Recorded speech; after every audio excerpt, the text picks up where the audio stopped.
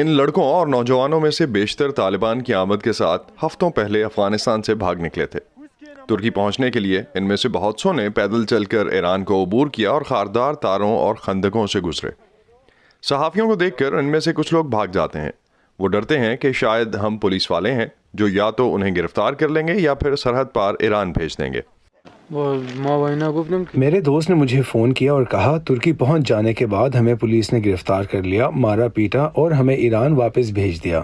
جب لوگ مجھے افغانستان سے فون کرتے ہیں تو میں کہتا ہوں اس طرح آنے کی کوشش مت کرو، یہ بہت مشکل اور خطرناک ہے۔ ترکی ایران کے ساتھ سرحد پر بنائی جانے والی 3 میٹر اونچی دیوار کو بڑھا رہا ہے۔ اس دیوار کا بنیادی مقصد پناہ گزینوں کو ملک میں داخل ہونے سے روکنا ہے۔ ترکی دنیا میں پناہ گزینوں کی سب سے بڑی تعداد کا میزبان ہے۔ یہاں 40 لاکھ سے زائد مہاجرین اور سیاسی پناہ کے متلاشی افراد رہ رہے ہیں۔ بہت سے ترک افراد جن سے ہماری بات ہوئی انہیں اپنی معیشت پر بوجھ سمجھتے ہیں، لیکن مہاجرین کا کہنا ہے کہ انہوں نے اپنے ملک، گھر اور خاندانوں کو چھوڑنے کا انتخاب خوشی سے نہیں کیا۔ طالبان کی جانب سے یقین دہانیوں کے باوجود بہت سے پناہ گزین جو عشروں تک جنگ اور تشدد دیکھ چکے ہیں نہیں سمجھتے کہ طالبان ماضی کے مقابلے میں کچھ کم ظالم ہوں گے۔ طالبان نے میرے ملک پر قبضہ کر لیا اور وہاں جنگ ہو رہی تھی، ہم وہاں نہیں رہ سکتے تھے، اس لیے مجھے وہاں سے نکلنا پڑا۔ سرحد عبور کرتے ہوئے خاردار تاروں کی وجہ سے اس لڑکے کی ٹانگیں زخمی ہو گئیں۔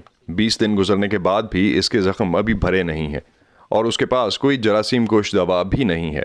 پولیس کے ایک چھاپے سے بچ نکلنے کے بعد ایک سے دوسری جگہ پر چھپتے چھپتے یہ گروہ بھوک سے نڈھال ہے اور تھک چکا ہے۔ ان کا کہنا ہے کہ یہ پکڑے جانے کے خوف سے کوئی طبی مدد نہیں لیں گے۔ بعض دوسرے پناہ گزینوں کا کہنا ہے کہ ان کی سب سے بڑی مشکل یہ دیواریں، خاردار تار اور خندقیں نہیں ہیں۔ جنگل میں 2-3 لوگ بندوقوں اور چاقوؤں کے ساتھ ہمارے پاس آئے۔ اگر ہم انہیں اپنا سامان نہ دیتے تو وہ ہمارے ٹکڑے کر دیتے، اگر ہم سامان دے دیتے تو ہمارے پاس کچھ نہ رہتا۔ زیادہ تر مہاجرین جن سے ہم یہاں ملتے ہیں وہ مار پیٹ، لوٹ مار یا اغوا برائے تاوان کی کہانیاں سناتے ہیں، لیکن ان کا کہنا ہے کہ اگر وہ یہاں نہ آتے تو افغانستان میں جان سے جا سکتے تھے۔